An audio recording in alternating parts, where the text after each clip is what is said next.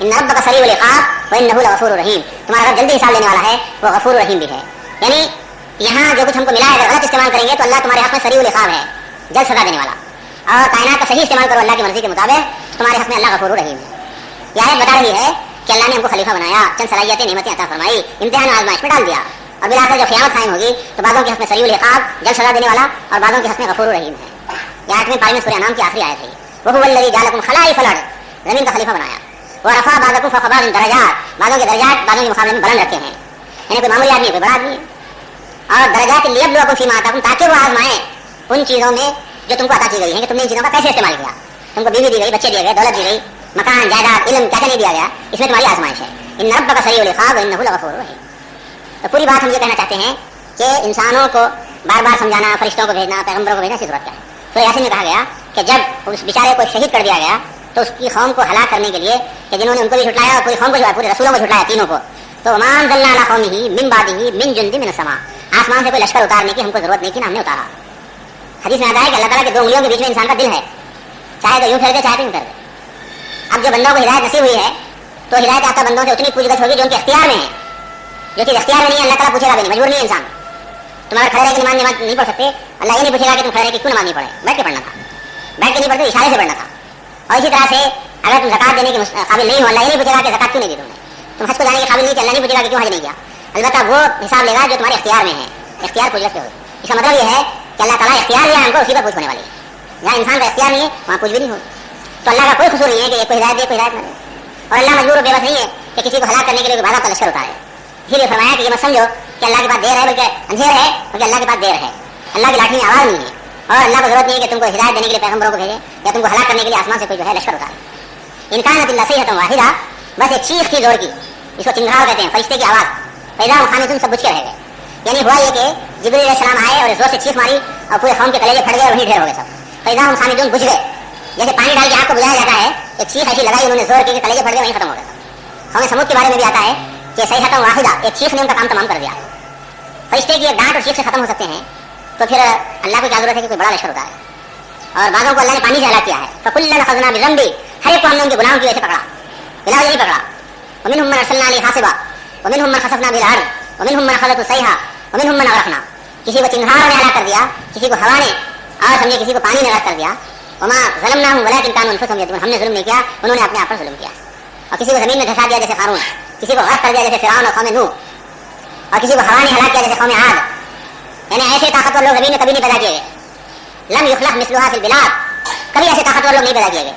اور پیغمبر نے ان کے جسمانی دل ڈول اور طاقت کا حوالہ دیا.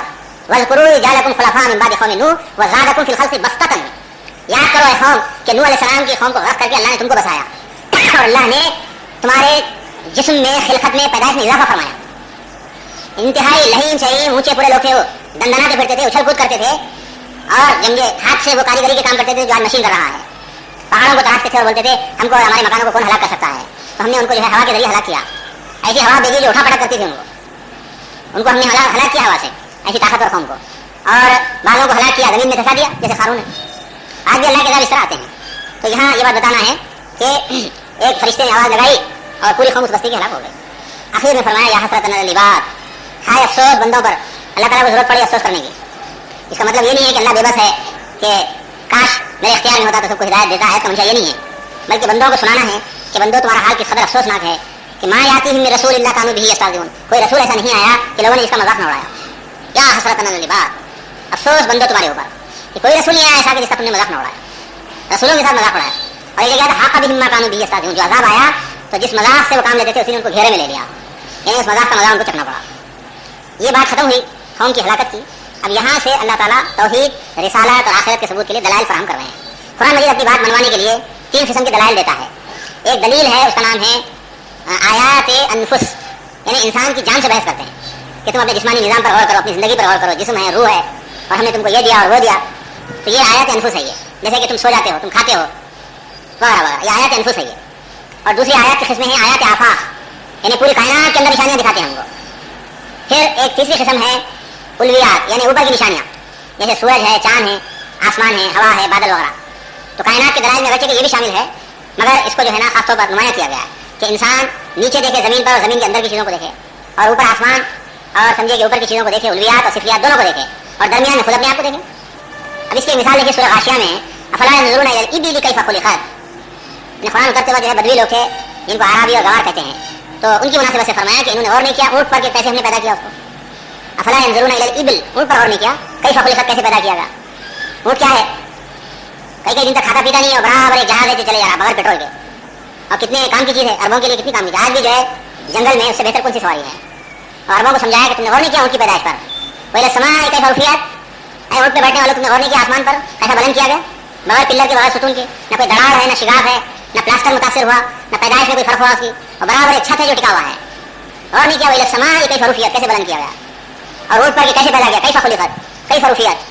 وہ الجبال کیف نصبت, پہاڑوں پر غور نہیں کیا کہ کس طرح نصب کیے گئے, گاڑ دیے گئے ہیں. اور ایک جگہ آتا ہے کہ زمین کو امبیلنس نہ ہونے دیں, یعنی زمین جو تیزی سے حرکت کر رہی ہے, اگر پہاڑوں کو کیلوں کی طرح میخوں کی طرح گاڑ نہ دیا جاتا تو زمین کی حرکت میں فرق ہو جاتا تھا. ڈبوتا پانی تم کو جو ہے نا غالب آ جاتا زمین کے اوپر, تم ڈوب جاتے تھے. اور پہاڑوں پہ غور نہیں کیا کیسے نصب کیے گئے, وہ الجبال کیف نصبت, وہ الارض کیف سطحت, زمین پر غور نہیں کیا کیسے لیول کی گئی. علماء لکھتے ہیں کہ ایک اونٹ کا چرانے والا اوپر غور کرے تو آسمان نظر آئے گا, نیچے غور کرے تو زمین نظر آئے گی, درمیان میں غور کرے گا تو اس کو اپنا اونٹ نظر آئے گا, آس پاس کے ماحول کو دیکھے گا تو پہاڑ نظر آئے گا. اسی مناسبت سے ایک انتہائی اعرابی اور گوار اور بدوی آدمی کو بھی قرآن دلائل پیش کرتا ہے. اب ان دلائل کے اندر الویات بھی ہے, صفریات بھی ہے, نیچے اور اوپر کے دلائل بھی ہے, اور خود انسان کی اپنی جان سے بھی استدلال کیا گیا ہے. ایک آیات ہے انفس جس میں انسان کی ذات پر سے بحث ہوتی ہے, اور ایک آیات کائنات آفا, آیات آفا, سورج چاند وغیرہ یہ وہ سب لے لیجیے. اور ایک تیسری قسم ہے تاریخی آیتیں, آیات سمجھ تاریخی سمجھ, اس سے بھی استدلال کرتا ہے کہ بھائی تم ان چیزوں کو نہیں مانتے, ذرا پچھلے لوگوں پہ غور کرو. قوم لوط نے سبق نہیں سیکھا قوم سمود سے جو ان سے پہلے ہلاک ہوئی, قوم ثمود نے سبق نہیں سیکھا قوم عاد سے جو ان سے پہلے گزری, قوم عاد نے سبق نہیں سیکھا قوم نوح سے جو ان سے پہلے گزری. تو لوگ جو ہے عبرت حاصل نہیں کرتے ہیں, تو قرآن تاریخی دلائل دیتا ہے, اور اسی تاریخی تسلسل پر جیسے کائنات کے اور قوانین تاریخ بھی ایک حقیقت رکھتی ہے جس کی بنا پر کہا جاتا ہے ہسٹوریکل فیکٹس, تاریخی حقائق, اور کہا جاتا ہے ہسٹری ریپیٹس اٹ سیلف, تاریخ اپنے آپ کو دہراتی ہے. آج بھی جو کچھ ہو رہا ہے تاریخ اپنے آپ کو دہرا رہی ہے, کفر بھی اپنے آپ کو دہرا رہا ہے, اسلام بھی اپنے آپ کو دہرا رہا ہے, اور اللہ کا قانون برابر اپنا کام کر رہا ہے. تو یہاں یہ بتایا جا رہا ہے کہ کتنی بستیوں کو ہم پہلے ہلاک کر چکے ہیں کہ جو پلٹ کے آنے والی نہیں ہے. یہ تاریخی دلیل ہے جو قرآن دے رہا ہے.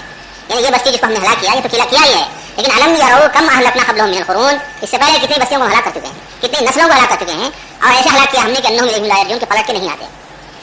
اور یہ فرمایا کہ حرام علی قریۃ اہلکناھا انہم لا یرجعون, کسی بستی کے لیے ایسا کبھی بھی نہیں ہوا کہ وہ پلٹ کے دنیا میں آئی ہو کبھی, ایک بار ہلاک کر دیا, ہلاک کر دیا. یہ ہماری قدرت و طاقت ہے یہ. اور وَإِن كُلٌّ لَمَّا جَمِيعٌ لَدَيْنَا مُحْضَرُونَ, یہ سب کے سب ہمارے پاس حاضر کیے جانے والے ہیں. جائیں گے کہاں, یہ کہاں جائیں گے, آخر میں ہمارے پاس ہی آئیں گے. اور قرآن سے بات معلوم ہوتی ہے کہ ہم ذرے ذرے کو جوڑنے والے ہیں اور تمہارا پور پور بنانے والے ہیں. بلا قادرین علی ان نسبیہ, بنانا, بنان بولتے پور کو, یہ دو انگلیوں کے کٹ کے بیچ میں جو حصہ ہوتا ہے, پور پور درا بولتے ہیں. تو قرآن میں بنان کہا گیا, بلا قادرین علی ان نسبیہ, بنانا, تمہارے ایک جوڑ کو پور پور کو بنانے پر ہم کو قدرت ہے.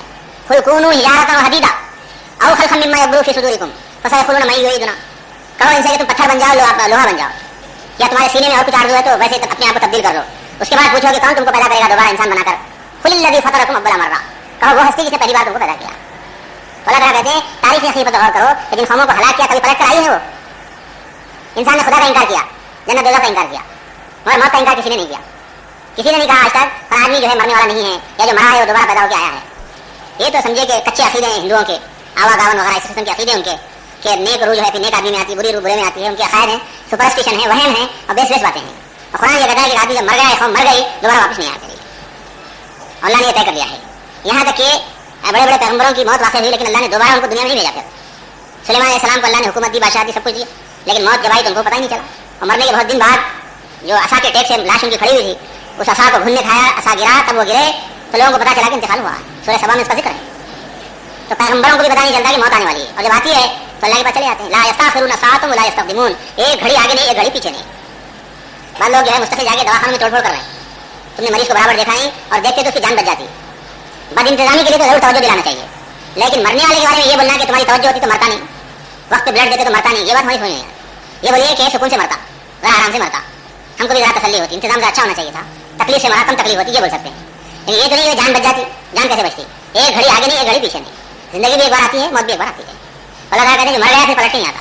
فإن كل لما جميع لدينا محضرون, یہ سب کے سب ہم پر ہمارے پاس حاضر ہونے والے ہیں. اور کیسے حاضر ہوں گے, حدیث میں آتا ہے کہ قیامت کے دن سور پھونکا جائے گا, سب ختم ہو جائیں گے, فرشتے بھی ختم ہو جائیں گے, سب ختم ہو جائیں گے. نہ اسرافیل علیہ السلام باقی رہیں گے, نہ اسرائیل علیہ السلام, نہ ملک الموت, نہ کوئی. तन्हा अल्लाह ताला बाकी रह जाएंगे और वो बात कहेंगे जो 24वें पारे में है कि लिमनिल मुल्कुल यौम, किसकी बादशाहत है आज, लिमनिल मुल्कुल यौम। कोई है तो जवाब देगा, कोई होगा नहीं तो जवाब कौन देगा? तो अल्लाह ताला खुद जवाब देंगे लिल्लाहिल वाहिदिल क़हार, आज तन्हा उसी की हुकूमत है जो अल्लाह है, तन्हा है, वाहिद है, क़हार है, जोरावर जबरदस्त है। उसके बाद दूसरी बार सुर फूका जाएगा, मखलूक़ात को जिंदा किया जाएगा। और जिंदा कैसे किया जाएगा? तो हदीस में आता है कि अर्श इलाही के नीचे से बारिश होगी और उस बारिश के नतीजे में मुर्दे खबरों से इस तरह उठेंगे जैसे जो है बारिश होती जो है पौधे उगते हैं, हरियाली पैदा होती है। कुछ भी मुश्किल नहीं, ज़ालिका अल्लाह भी अज़ीज़। बस एक आवाज़ होगी, फ़ैज़ा हम बिस्साहिरा, तुम मैदान में हाजिर हो जाओगे। और कान्नहुम इला नुसूबी यूफ़िज़ून, ऐसे कुफ़ार और मुशरिकीन के बारे में आता है ऐसे दौड़ते हुए आएंगे अल्लाह की अदालत में जैसे कोई टारगेट पे निशाने पे जा रहा है। कान्नहुम इला नुसूबी यूफ़िज़ून, गोया के टारगेट की तरफ जा रहे हैं, निशाने की तरफ जा रहे हैं, ठीक ठीक जगह जमा हो जाएंगे जहाँ उनको अल्लाह जमा करना चाहेगा। और फिर निज़ाम ऐसा होगा कि जो मुख्तलिफ मुल्कों में मरे होंगे अल्लाह उन सबको जमा कर देगा, युबस्सरून, हम सब दिखा दिए जाएंगे। ऐसा नहीं होगा कि माँ नजर नहीं आ रही, बाप नजर नहीं आ रहा, भाई नजर नहीं आ रहा, जो हजारों लाखों मील दूर जाके मरा है, ऐसा नहीं है। बल्कि निज़ाम ऐसा होगा कि सबको एक जगह जमा कर दिया जाएगा। और फिर फला तस्मऊ इल्ला हमसा, काना फूसी के सिवा कोई आवाज़ नहीं होगी।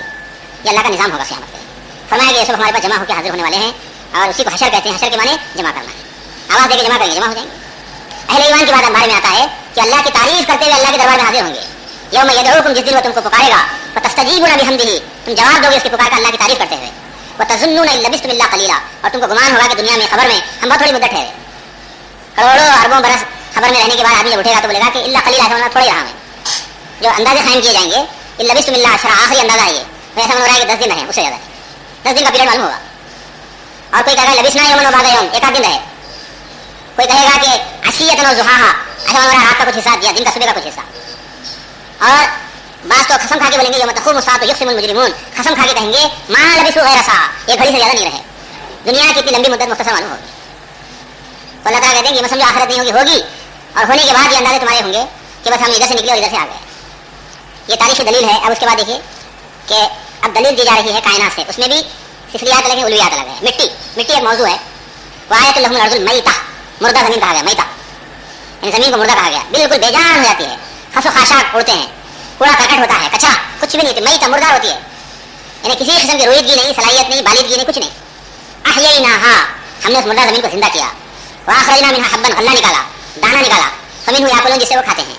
एक जगह फरमाया इन्नल्लाह फालिकुल हब्बि वन नवा, अल्लाह वो है कि जो दाने को और गुठली को फाड़ता है। हब के माने दाना, नवा के माने गुठली। दाने और गुठली के अंदर इतना बड़ा दर्द छुपा हुआ है, दिखा रहा तुमको अपनी आंखों से। वो आयतुल लहुमुल अर्ज़ुल मैता, कुदरत की निशानी है मुर्दा ज़मीन के अंदर। अहयैना, हमने उसको जिंदा किया। और दूसरी जगह आता है कज़ालिका नुशूर, तुमको भी ऐसे जिंदा करेगा। जो खुदा मुर्दा ज़मीन को जिंदा करने पर कुदरत रखता है, वो बदरजे औला कुदरत रखता है कि मुर्दा इंसानों को दोबारा जिंदा करे। ये आयत मुलाज़ा कीजिए कि अल्लाहुल्लज़ी, अल्लाह वो है जिसने तुमको पैदा किया। और फिर फरमाया कि पैदा करने के बाद तुमको जो है जिंदा यहाँ बाकी रखा, फिर तुमको मौत दिया और यहाँ तुमको रिस्क दिया, ये दिया, वो दिया, सब हम चीज़ें दिया। तो तुम्हारे माबूदों में, शुरका में, इनमें से कोई है जो एक काम भी करके दिखाए? हल मिन शुरकाइकुम मन यफ़अलु मिन ज़ालिकुम मिन शै, क्या तुम्हारे झूठे खुदाओं में कोई है कि जो पैदाइश में, मौत में, रिस्क में, पानी देने में किसी चीज़ में उनकी कोई शराकत है?